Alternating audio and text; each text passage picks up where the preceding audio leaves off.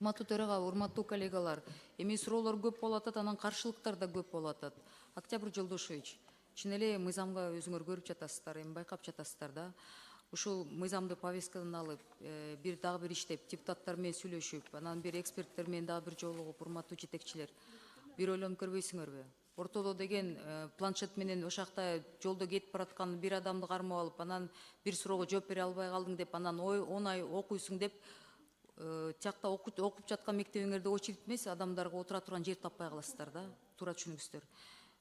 Мен ойлойм, биякта коллегалардын баары эле айтып атышат, суроолор да көп, каршылыктар да көп болуп атат. Анан эл арасында анча мынча суроолор чыкканга чейин, давайте на доработку отправим. Повесткадан алып. Эми суроолоруңар деле кайталанып атат да. Бир эле суроону улам-улам берип атабыз.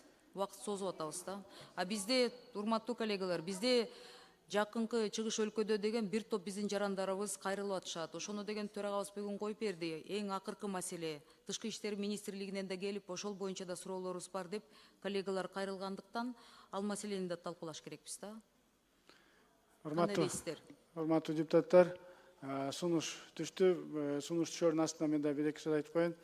Чын-чынына келгенде биз өзүңүздөр билесиздер, кайсыл бир оор маселе болбосун, биз ал маселени сөзсүз түрдө тегерек стол өткөзүп, бул маселелерди тийиштүү жактардан, эл жактан, башка эксперттерди чакырып, сиздер активдүү катыш берип, ошолорду карап койсок болот да.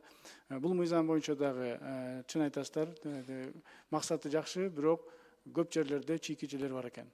Ошондуктан туура көрсөңүздөр, биз вторник күнү на Октябрь Жолдошевич, биз өзүнчө бир тегерек стол өткөзүп, ошол жерге сиздерден да урматтуу депутаттар катышып бериңиздер деп өтүнөбүз, суранабыз.